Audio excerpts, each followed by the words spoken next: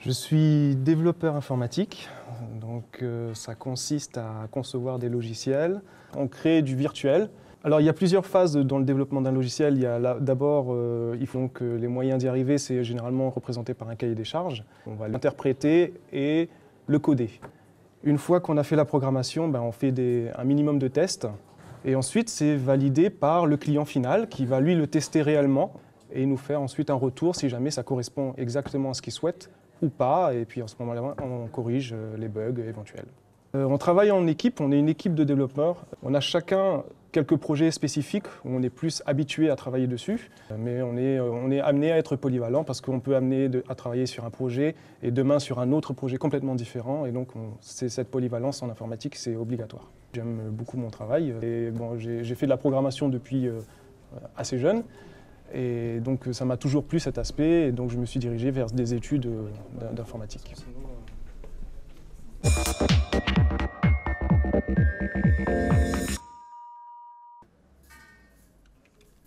Notre entreprise est impliquée dans le développement durable. Alors, au niveau de nos développeurs, cette traduction se fait surtout au niveau de l'économie des impressions. Donc actuellement, peu de documentation sont fournies sur papier, la plupart sont sous format électronique, donc consultables directement sur les écrans, soit en documentation online, soit en format PDF. Alors sur l'île de la Réunion, effectivement, il est important d'avoir encore une plus grande maîtrise parce que nous n'avons pas d'infrastructure pour gérer par exemple nos déchets. En termes de production d'énergie, on dépend à 60% de fuel.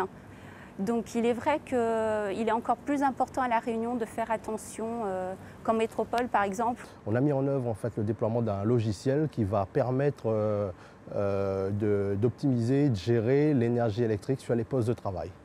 Effectivement, toutes les postes de travail ne doivent pas forcément être arrêtés à la même heure. Du coup, ce logiciel nous permet de façon centrale de gérer l'énergie sur tous les postes de travail.